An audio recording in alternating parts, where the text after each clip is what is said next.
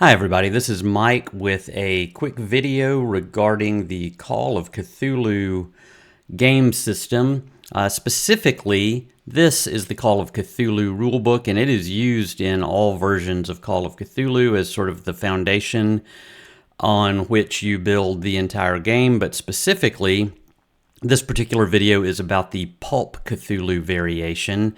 I am, as you may or may not be aware, currently playing Pulp Cthulhu with the guys from Misty Mountain Gaming.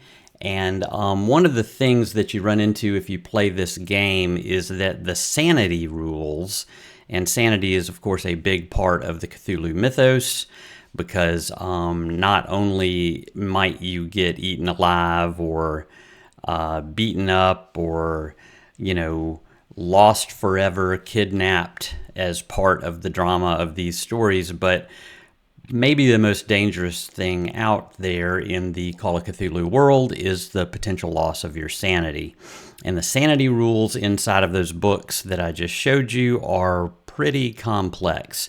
So I made this pretty complex flowchart to sort of manage those rules and to kind of consolidate everything into one place so that maybe we wouldn't be looking in the books all the time. And if you are running a Pulp Cthulhu game, you are welcome to borrow this sheet, and hopefully it will save you some of the difficulty that we've run into in managing this particular mechanic within the game. It's really awesome. It's a great part of the game, and it's very much part of what makes the Cthulhu game, and specifically Pulp Cthulhu, unique. But it's a little hard to follow, or at least to find all of the little esoteric rules all over the place. It's nice to have them all in one place here. So let me dive into this with you. To reiterate this point, this is just for the Pulp Cthulhu version.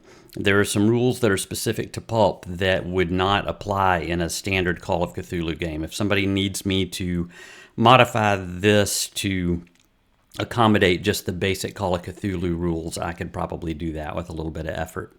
But let's just kind of run through it. Anytime you have to make a sanity roll, I'm not going to read every one of these rules to you. I'm just going to show you what this sheet's all about. Every time you make a sanity roll, you either have a success or a failure. This shows you what to do if you have a failure. If you have a success, you might still lose some sanity, so I put that on here just because people tend to be surprised when they make their sanity roll, and they still go a little bit insane. But, welcome to Call of Cthulhu. If you happen to lose any sanity, then you follow this little chart here that basically says, hey, are you already running with some kind of insanity, temporary insanity, or indefinite insanity? If so, you can skip all this crazy stuff down here and just go straight over to your bout of madness.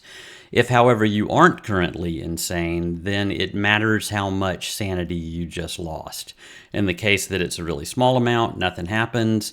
If you lose all that you had remaining, then you are permanently insane and basically out of the game.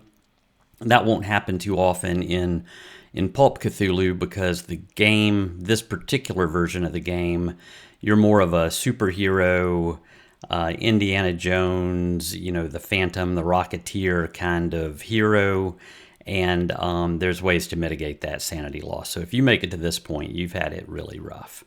If you happen to lose 5 or more, then you get to make an intelligence roll. If you fail that roll, that's right, if you fail your intelligence roll, nothing else happens because you're too dumb to know how messed up the situation you're in is.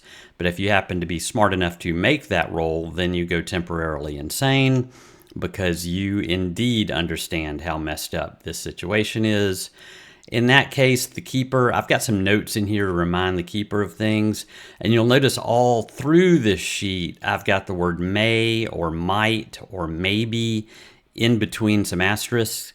That's because Call of Cthulhu, more than any game I've ever run into, gives the guy running the game, called the keeper, the option to enforce some of these rules. I think a lot of people maybe find that difficult when they're playing, that they can't predict what might happen, but the keeper is presented with basically worst case scenario options at every turn, and it is up to him or her to decide whether they want to enforce those options or not. So when you go temporarily insane or indefinitely insane, the keeper has an option to give you some insane insight, which there's a note down here about that. But basically, part of what sends you insane is a clue that might help you later on. So, some good with the bad. If the reason you lost sanity was because of some mythos-related thing. So, if you see some sort of Cthulhu monster, or if you see somebody working magic or something like that, then you can pick up something called mythos skill so that you'll know more about these things in the future. If all you see is some, mangled, tortured body or something like that, that still might cause you to lose some sanity, but it's not really related to the mythos. That's just related to man's inhumanity to man, and that doesn't earn you any skill points, though it still might earn you some insanity. And then once you've been through all those mechanics, then you'd go over and have a bout of madness.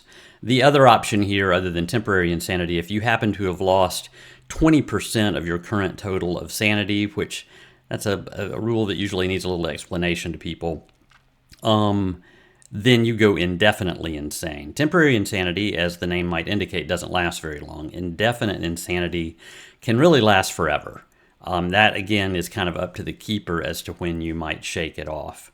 If you picked up an indefinite insanity, then you might also have a phobia or a mania come along with it, where you become, you have some sort of compulsion to do certain things, or you become scared of certain things. And when those situations are presented to you, you've got a phobia of, darkness, or of dogs, or you have a mania that, compulsory behavior kicks in and you have to read every book you find, or, you have to frisk everybody before they, can interact with you, or, crazy behavior, right? So those things might stick with you a really long time, and there's rules here on how all that works. While the duration of temporary and indefinite insanity are running, you have what is called underlying insanity.